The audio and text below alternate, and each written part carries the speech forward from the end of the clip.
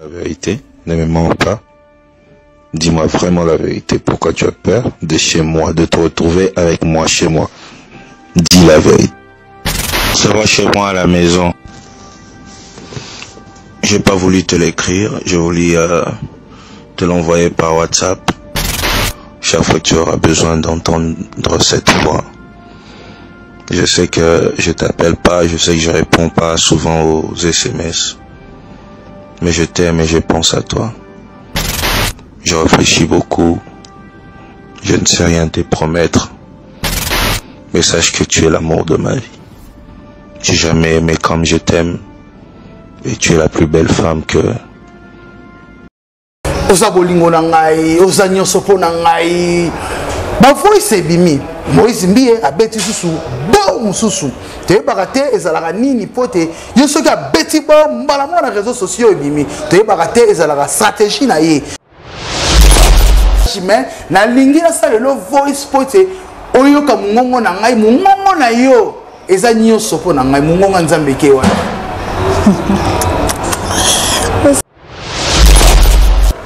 Yo attaque aux awana, ce total Moïse Mbie, les lois qui n'a pas 35 ans, donc il est vers déjà 40 ans. Lelo un pasteur yo ya kakobonde la, oya kan église, lelo comment église église ya pasteur songolo mais église en Zambie. Ba comme ça église ya Moïse Mbie, église ya Denis Lessi. Lelo pona yo, Moïse Mbie ndé azobala te ti lelo. Attends que yo ndenge au message au PC. Et ça la ro bientôt pe ça la repasse. L'église est à moi aussi. L'église est à moi aussi. Et alors, le jugement commence dans la maison de l'Éternel. Pourquoi? Pourquoi le bongo? Bon, et là on a non loba. Mingi tomi ko ça n'a raté. Moïse Mbia za mutu.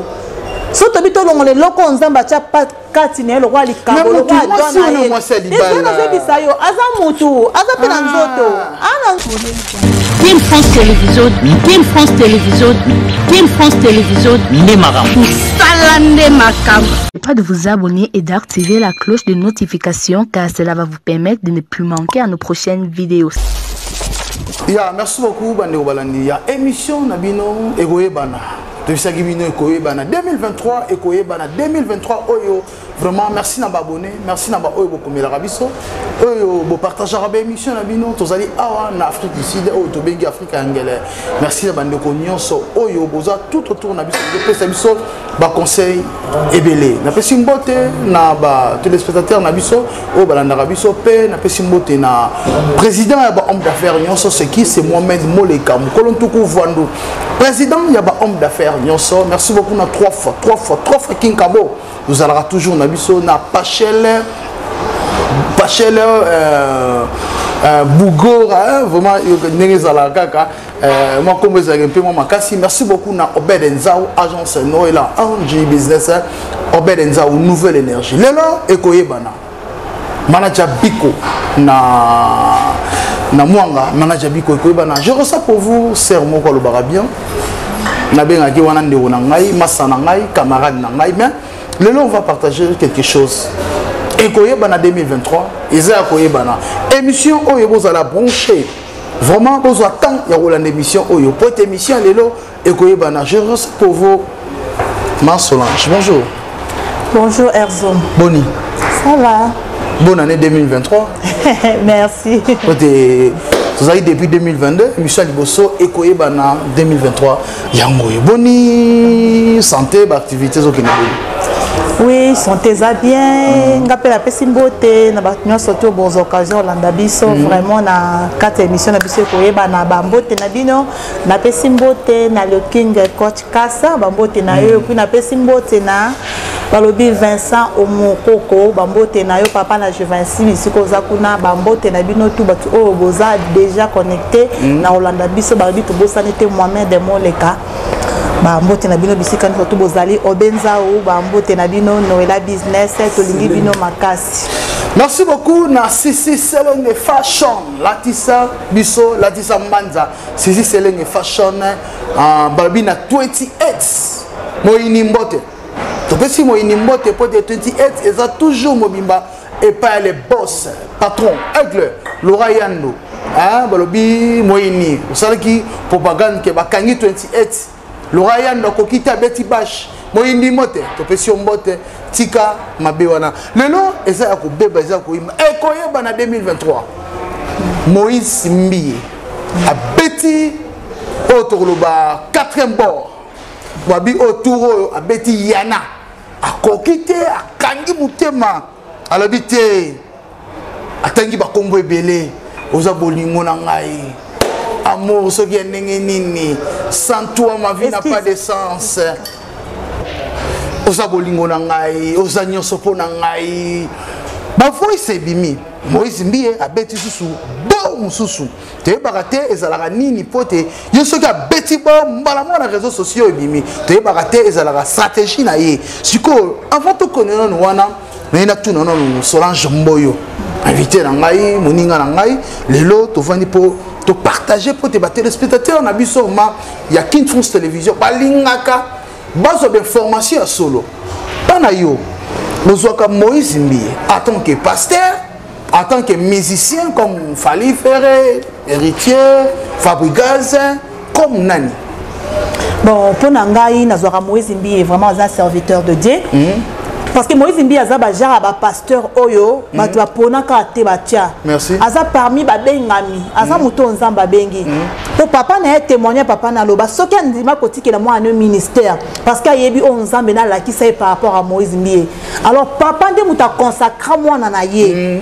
A consacrer moi na sendenge to monaki ana consacrer ki Samuel. Eza pe kamoko na Moïse Mbiye. Aza musena nzambe eza bato ebele ngai grande sœur nanga. Tu as son âme à Koufa. Azo sambe na kati ya cité Bethel. Amono loboko nzambe na cité Bethel wana. Azaki menacé. Ya papa to n'époque ya Moïse Mbiye. Quand ça na kufa bato Moïse Mbiye baya. Na ndaku na biso. Amona loboko nzambe na kati azo benga yo ke sambe na ngabitenga na place nanga. Mais azo sambe ya pas Moïse Mbiye mais makambu ozo ko exception par rapport à l'église na bango ke kuna bato bazomona loboko nzambe azaki na pe protocole donc bato ba vivre loboko ya nzambe makasi grande sœur na ngamoko o ngamo ke na za témoignage na mona eza grande sœur na yo olobi bien aza témoignage ya cité Bethel to boité lelo oyo biloko Moïse Mbiye asalaka ba Eliane banani makambo ebele bele oyo asalaka sikoyo biso to ba téléspectateur o bazolanda biso serviteur de Dieu le lot tangire ba kombo ebele abanana na ba nani na bo soto Eliane ebima oyokaka yango te oyokaka yango na bo soto Eliane ebima le lot pasteur Moïse Mbiye ba parcours nazoleka ça fait ba mbule ebele azobalate yo atake ozawana ce total Moïse Mbiye le lot ke na ba 35 ans donc il est vers déjà à 40 ans. Lelo un pasteur yo yaka kobondela oyaka na église lelo comment église église ya pasteur songolo mais église nzambe ba comme ça église ya Moïse Mbiye église ya Denis Lesi lelo pona yo Moïse Mbiye nde azobala te ti lelo en tant que yo ndenge au message au pesi et ça la ro bientôt pe ça la repasse. Non, au moins, tu fais la liberté d'expression. Moi, je dis à l'école, tu fais la claire. Mouto le bel été, mais hier, moi, je suis à la table, c'est salle de martyr. Babeti ma boue, babanjo, bala, bala, bien au balaté. Parce que ça tourne, et ça, hier, moi, qui n'en a TV. Et moi, je dis à ça, j'ai rabattu à ça, la hypocrisie. Si c'est non, et ça, non. Sur les oui, et ça, oui. Ndenge total rendre tout le monde na TV azaka jara mutu mo ba ka repesa identité o azanango apesa raté lo mo boye on dirait pesa kaka po batu ba mona ye mais o na kati za yango te. Mais quand on dit pasteur ozo kamba ba couple na kati ya église alors yo moko oza marié te alors on repesa biso ba marié conseil ni te ça ne dérange pas au moins mutu azane lo nzambe ceux qui batu ba sera pas Moïse Mbiye mingi bayela ka kimota Moïse Mbiye te bayela ka ndelo ko kati ya Moïse Mbiye bayela ka parole bayela ka koyemba ya Moïse Mbiye bayela ko bon bayela ko lukana kati ya cité Bethel vous comprendre bayela ka Moïse Mbiye te moi nous dépendre dans la vie privée Moïse Mbiye abona lelo ko ko bala lelo mais sauf que muto abali azo contenir ba vie ba mabe o moni ke ezala mabe que abali azo tricher et ezala mabe mais Moïse Mbiye nazabongo jusqu'à présent il est célibataire azo ça non mais célibataire ba sœur dans une église ebelé dans une église ebele yo soutenir que ada célibataire na église wana ba sœur ebele ba zo luka mabala sœur aye mabolongo zo lela nzambe pesa nga libala mais libala oyo ba sœur wana ba zo lela na église eza pas Moïse Mbia. Je te dis au moni yebango leo na mboka na biso ba mabala en majorité sur 100% au moins tant mususu kaka na loba 40% ya mabala nde eza vrai le reste ba mabala eza fou bato babala pona ba apparaître bato babala non dirait pona ba lakisa bato me babala na motema te siko bongo eza mabe tozolinga ba mabala bongo te Moïse Mbie aza pe na jeune 45 ans pona mwana mobali aza pe nanu 45 ans mais na église bango moko Nzambe to telemeli moni mo célibat na église bato bazo balate bazo fana bandaku na bango ba 30 ans ba 40 ans ba 50 ans bazo balate mais nyonso wana eza cause pe ya ba pasteur. Non parce que mon pe ndenga ba église ba domaine wana ezalaka déjà storm to te mana cher tam bato ba osabela aotala tite bidai ke no sero Gérard Sambela, Gérard Lela, Osenga Libala. Sero, Gérard Osenga, maman, Gérard Osenga, famille, Anna, moi, famille, ça n'a pas si. Batalara. Et alors, on zamba qui s'est rabangoté, on zamba qui s'est, on a eu au pesa batu. Mais il y a moko ayebi. On dit tabernacle, tant que c'est un zamba zaro mata. Donc, ko sambela, muto liboso, o ya mata la tabernacle, ko sambela zalara Moïse. Tant que zamba zo, tant que ko sambela kuna, ezalara yoka kana nzambe zana mutute. Oui, mais Moïse Mbia ko komi ko isama. Mais tu éviter relation ni Moïse Mbia za. Olobi komi ko isama wana. Na toyo kama voice o ya Moïse Mbia. Tozoloba ko isama. Toyo kana no voice wana. Na ebike ozala sikwi ke oyoka ndenge Moïse Mbia mutu aye pana ye bazui akota na clip mais akomi ko lingae lisusu akomi ko lobane makambo ebele. C'est que makamwana salaka yango pe na baser surtout qu'on a voice ça. La vérité, ne me mens pas. Dis-moi vraiment la vérité. Pourquoi tu as peur de chez moi, de te retrouver avec moi chez moi? Dis la vérité. Ça va chez moi à la maison. J'ai pas voulu te l'écrire, j'ai voulu te l'envoyer par WhatsApp. Chaque fois tu auras besoin d'entendre cette voix. Je sais que je t'appelle pas, je sais que je réponds pas souvent aux SMS. Mais je t'aime et je pense à toi. Je réfléchis beaucoup. Je ne sais rien te promettre. Mais sache que tu es l'amour de ma vie. J'ai jamais aimé comme je t'aime.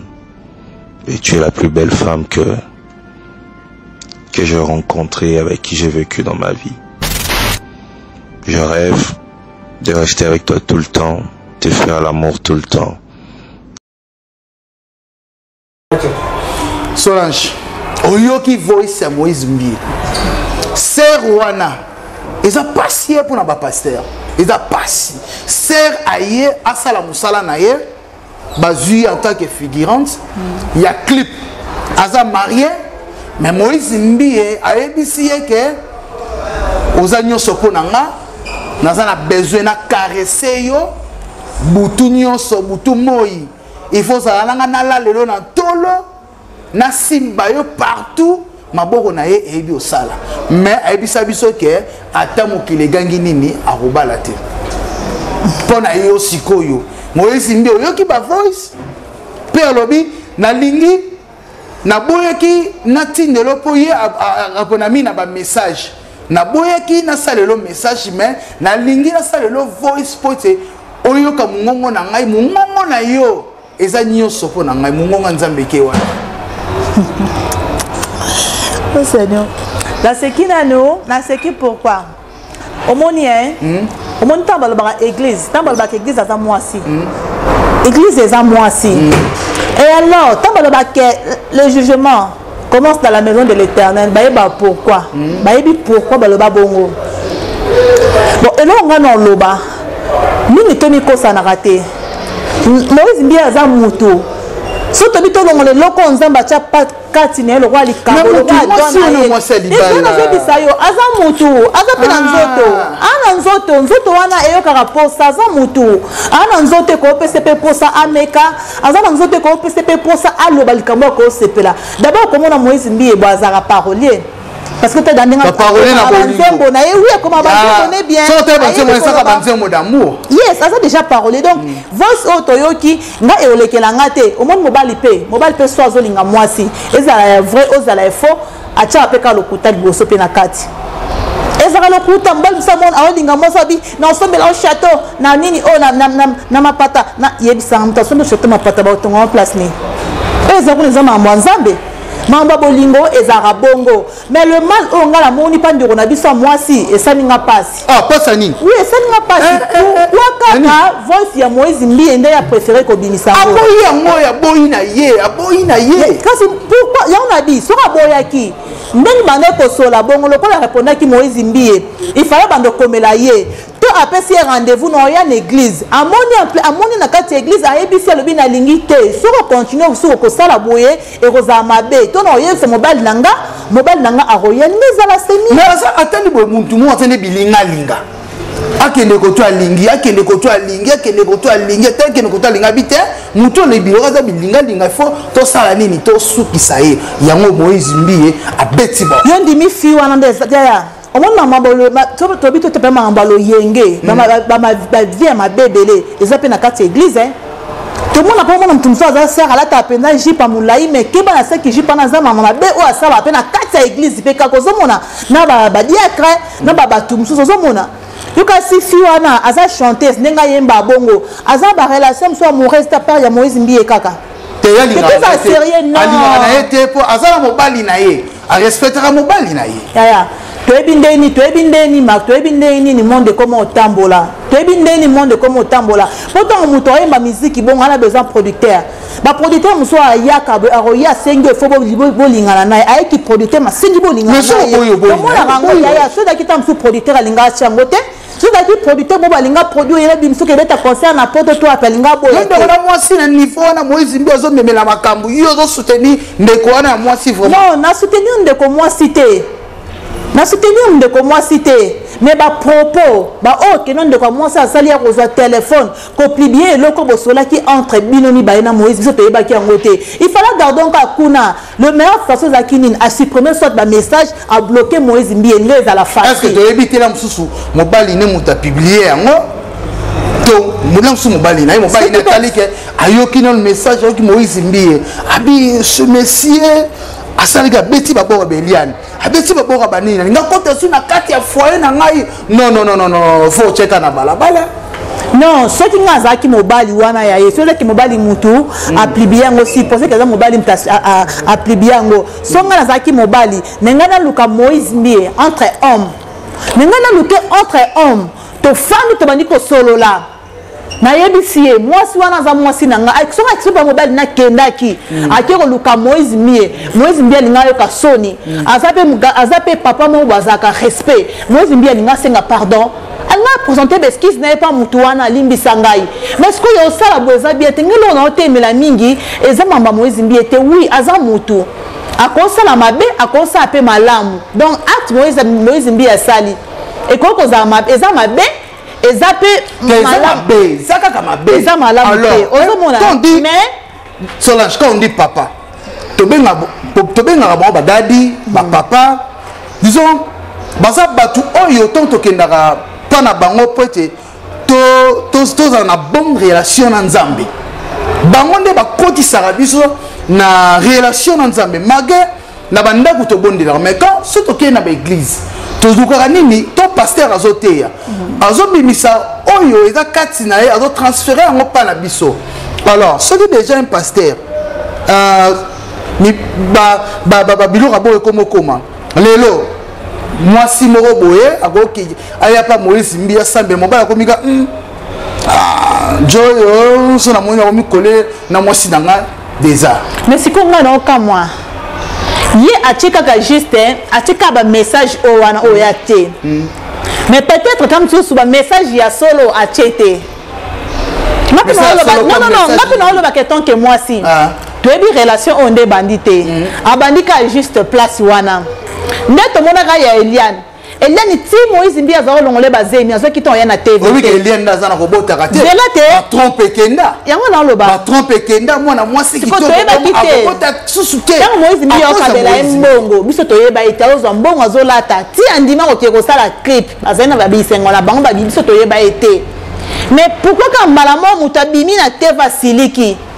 Attends pour attendre monsieur mobile habité na lingi sur relation te na boy to comment to sala boy ndé moment no mona moi ça te na le kisco a venger ezande mona fi oyo ezande mona ye esika ba banda kiti ba tourner ba clip na bango ba salma mbutu esili e komi kana suka likamboye mande makambo yo te ko bima pa zawadi ndé makambo bima pa zawadi ozoma ke mtosa makambo tu za penda fonda zo fonde na ye moko fonde makambo tu maika pona osambusa base na nzambe ngelo kwesa nga pasi eza ba vie ya Moïse Mbia ete non ngelo kwesa nga pasi eloko bana na kati ngelo kwesa nga pasi za kombo nzambe pourtant ekende boki kaka base na nzambe ya balokuta non kombo nzambe nde sala nga pasi so na zo défendre Moïse Mbia mais comment ça va pas bisango ce sont des pasteurs oyo bazolinga ko bebisi surtout ba pasteur oyo ba yebani bazolinga ko bebisa kombo ya nzambe Moïse Mbia beti babomba mais azo continuer ka ko beta babomba mais abala yango tozolo bomonika mboka na fi makambo so tali yango nde biso tokotata ba YouTube omona makambo zo sala maninga ezaka pa na biso ataka pays voisin na biso na Brazza otikala jamais komona makambo ke tomona pasteur moya munene sœur moya ka l'église ko isete mais ba pasteur basé belé o ba bima ba pasteur basé belé o ba bima na basi na kati église ba choriste ba protocole basé belé mais moi na bambo comme ça eza passe pas mutabi matam so ay ko exposer mutu wana mais pour ani ya biso eza na motema mabe mutu moi si mo ba roya moi ça za champion moi ça le ba séduire yo moi si sera le bi a séduire to za msena nzambe ako séduire yo non toi na be preuve tenir là ça qui Moïse Mbia mto séduire ba tu nini là c'est ça za belé pe avant que poni pas basé belé mo ba bimarate ka quelqu'un de ba ya ko apparaître car quelqu'un de ba ya ko apparaître au moins que ça clarté eza pasi pour na basai na nzambe bande ko balandi ya émission na biso oyo ekoyebana tose bango 2023 oyo bazo sala mabe na kombo ya nzambe ekoyebana bawo bazo sala mabe na kombo ya ba joueur oyo ba joueur bakomi kobeta ba joueur na sima bakomi ba PD équipe nationale na biso komi nango ya ba PD to bisa kibino ekoyebana to pe ba musicien ekoyebana 2023 Solange to komi déjà na suka ya émission na biso to koyebana conseil nini oyo okoki kopesa na pasteur Moïse Mbia vraiment nga ce qui conseille nango na opesa Moïse Mbia ekozala kaka vraiment lelo ezosala pasi balobi le 25 janvier awa fêté donc le 25 janvier 2023 balobi roi moko abotami veut dire roi moko abotami na kati ya Belgique baobenga ye balobi Vincent Onokoko babi Onokoko tout partout boza bambote na bino babi le 25 years toyoka te ça va fêter ça se passe en français kuna na Belgique biso awa babi toyoka te toza wana pona ko célébrer le roi oya botami bambote na bino tu bolingaka biso bambote na batutu la biso tali biso kamba moko s'abonner pour rater les sous prochaine émission na bisoté. De gros bisous à vous partout où vous allez. Yeah, merci beaucoup Bolobi Vincent Onokoko. Professeur Mbote na Belgique wana Bolobi to fêter anniversaire. Yozo fêtango kuna na français mais biso après en Afrique du Sud. To fêter yango na anglais. Vincent Onokoko prêtre ya monasquin. Merci beaucoup na bandeko nyonso. Merci beaucoup na 28 et pas le boss Laurent Aigle. Merci beaucoup na Obed Nzao. Agence Noëlla NG Business. Obed Nzao nouvelle énergie. Obed Nzao nouvelle énergie. Obed Nzao nouvelle énergie. Manager Biko na bosanyote toujours na passé latin Sisi Selenge fashion. Sisi Selenge. Sisi yaba Selenge. Jeune moko play, jeune moko bien, jeune moko azola taba patron, azola taba homme d'affaires nyos ya mboka wa Afrique du Sud. Merci beaucoup na bana mbanza bomoko. Parmi les restes avec Mbadi, nous avons toujours together office. Merci beaucoup na bandeko nyos. Merci beaucoup de s'abonner pour rater l'émission na biso sala rater vraiment na pesi conseil na pasteur Moïse Mbia. azala ye po eza pasteur oyo biso chrétien tolandaka totalaka. Nous sommes des chrétiens margués pasteur baza na mwa mabe na bango mais babongisa makambo na bango eza pe sous soni pasteur Mukuna auti bengana pasteur ya ACK Yoville vraiment na pesio pasteur JC prophète JC na pesio ba courage tout mon église au sali nzamba rocho loboko mais Mukuna papa voilà bazabala ACK eza yo ils ont la boenge na osala vanana bana bien. Merci beaucoup na Solange Mboyo, merci beaucoup na Yannick Wenge, merci beaucoup na DJ Seben, le vrai caméraman. Tout ça là nae awa. Merci beaucoup na Mandeko Nyonso. Ekoye bana 2023, ekoye bana 2023, tokutani à la prochaine. Bye. Team France Télévision, Team France Télévision, Team France Télévision, Pas de vous abonner et d'activer la cloche de notification car cela va vous permettre de ne plus manquer à nos prochaines vidéos.